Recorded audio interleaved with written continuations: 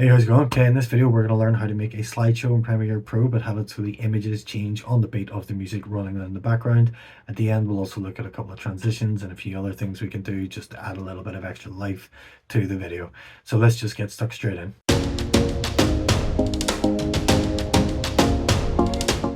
Okay, here we are in our project open. We've got a couple of folders up here. We've got one of images and we've got one with a music track in it. If you don't know how to create a folder, just down here there's an icon for new bin. Click on that and call it whatever you want, and then you can just drag and drop clips, sound effects, anything into those just to kind of keep things a little bit more organized. It's very helpful whenever you're working on larger projects. In here we've got one music track already, which I've taken from the YouTube audio library, which I'll drop the link for in the description for the YouTube video in case you want to use that yourself when you're just trying these out or for future projects. And then in here we've got 8 images, which is what we're going to use to make our slideshow out of. So the first thing we really need to do is listen to the music and see then how we're going to match the beats up. Okay, so we've got our music track here, so we're just going to give it a listen just to see.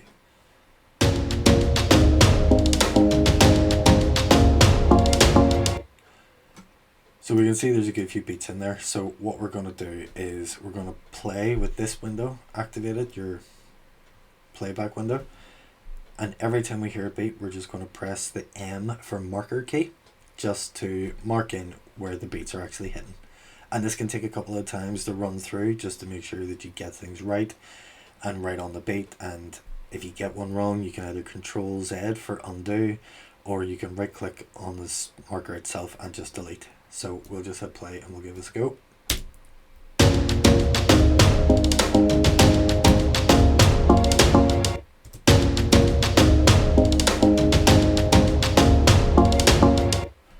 Okay, well that seems alright. So we've got 4 markers, some with wider spaces than others, but that's grand. So the next thing then we want to do is actually look at how we're going to drop our images in here in a really fast, really quick way.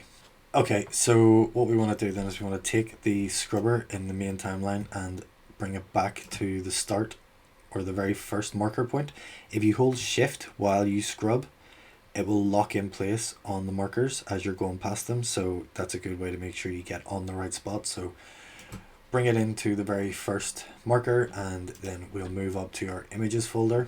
Now what we can do is we can click and select in the order that we want our images to come across in. If you've already got these numbered in order that we want them to display in, such as 1, 2, 3, 4, whatever, then you can just select them all, that's fine, but we're just going to randomly select these in any order.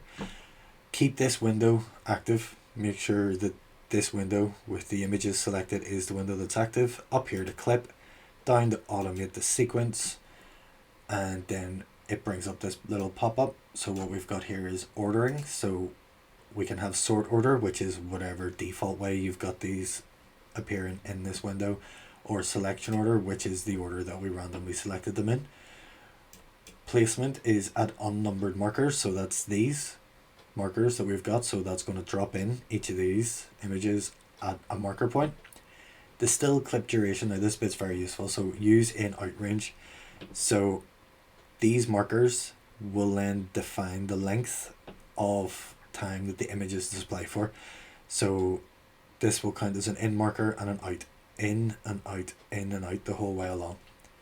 And that's all good. We can also throw videos into these, but if you have videos and you've selected everything and you don't want the videos to display, you can just click that to ignore them. So once we've got these, hit OK, and that will drop our images straight in. You can see they're lining up with the markers the whole way across. Now this last one, because we have no end marker, it doesn't know when to end at. So this has actually now just defaulted to the 5-second duration, which is the default. So we want to drag this to the end of our timeline, press C to bring up the razor blade, just cut that, select our cursor again, select the end trailing bit and hit delete and get rid of that. This first one as well, I'm going to drag this back to meet the start of the timeline, because that's what we're going to use for a little transition, just to enter into the sequence. And if we just hit play now, we should see that everything is now just going the way it should be.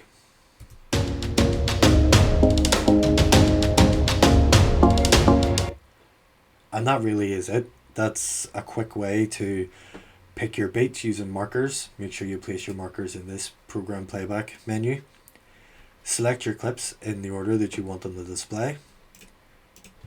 Go up to clip, automate the sequence, and then you've got your basic parameters that you just want to keep in there. Once you set those parameters in the automate the sequence pop-up, that's the way they stay until you change them. So because we've got this now, it is just, there's not a lot of life going on in there, so we can do a few tweaks. So if we select this first clip and go into our effect controls, if effect controls isn't showing, Windows and effect controls to bring that up. And what I want is just a wee basic kind of intro. So I'm going to go to effects over here, type in crop, and double click that to apply that to our first image layer. Then go to the first point of the marker. And again, the shift trick works here too. So if you hold shift, it will jump into that space. Create two keyframes on top and bottom with the values of 0%. Go to the start of the clip and change this value to 50 and the bottom value to 50, and that covers up the whole screen. So now whenever we play this, that will gradually just open up and reveal the images that are behind it. So we'll draw a box around the first two keyframes, right click, ease out. Draw a box around the second two, right click, ease in.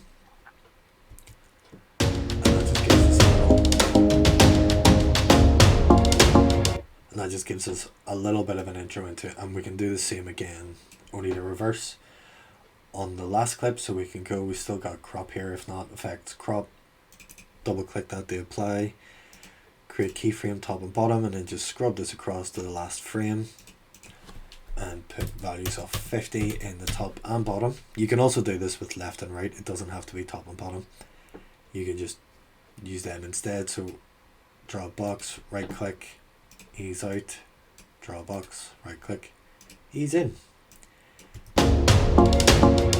And there we go. So you can then take this one step further and start to actually add in some transitions in between some of the other frames. Now, transitions on every frame might be a bit much, but on the occasional frame or every other frame might be a good thing. So if you go back to this window where your folders are and you right click, hit new item and adjustment layer, and just hit OK, that's all. That'll default to whatever the settings are of your sequence, so that should be fine. Or alternatively, you can hit this wee icon and adjustment layer. We're going to take the adjustment layer and drop it in on top, and we'll shorten it a good bit down. Go to effect controls with your adjustment layer selected, and then effects, and then we're going to go to transform, and we're looking for distort transform. Double click that to apply it, and we want our scrubber to be in the middle, so there we are, right in the middle. And if we then go to scale and put our scale up to 500, this is personal preference, so it depends on whether you want a really big zoom or a small zoom. So I then drag this back a few frames and click this reset parameter button. So that creates a keyframe with the original value of 100, and then do the same going forwards on the other side. Over to here, hit that, and then we'll get these. If we go down here, then we've got use composition shutter angle. We want to take that off. We want to go to this middle keyframe, turn the shutter angle on and set that to 360 and match up with this. Reset button again, create a new keyframe with the value of 0, and same again on that side. So if we then watch this back, we now get that little zoom effect where we can see it zooming right in and zooming out on the next page. So these are quite handy to use, especially if we've got one of the longer clips. So I'm just going to hold Alt and drag that across. So if you just select the one you want to use, Alt, click on it and just drag, and then you can duplicate it that way. So we'll select our adjustment layer, make sure that our middle keyframe matches up in the middle, and that should have the exact same effect. And sometimes this will still work. It's trying to render it, so we just need to give it a bit of a second. We can also add a bit more life to all of our images. If we go to our first clip,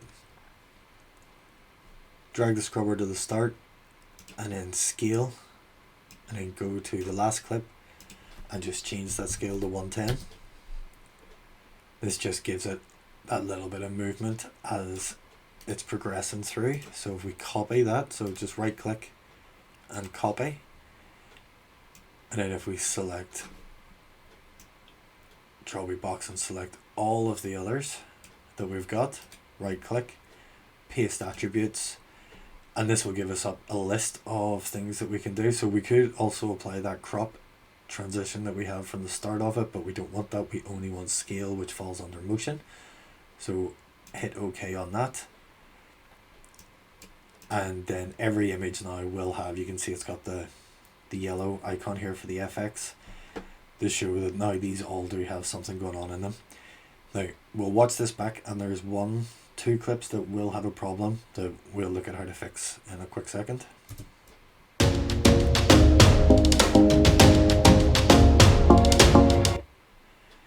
So it's not quite so noticeable in this last clip because we've got the transition of the close, but in this one we can see that once we hit this keyframe, the scale stops, because that's the keyframe that tells it when to stop scaling. So if we drag this keyframe all the way across and change this value to anything, it might be a bit of a trial and error on it just to try and see which one feels the best for the length of time for your pictures that you've actually put into your slideshow. Bang that up to 120, go back to the start and just hit play. Okay, so you can see that's fairly easy. Get your beats in on your audio track, select your clips, drop them in, use the automate the sequence. It'll automatically set them all up to match on your beat markers that you've put in. Play about with some transitions, some extra wee bits if you want, and if you can do that, you can make short ones, long ones, whatever you want. So that's it. Good job, and I'll see you again soon.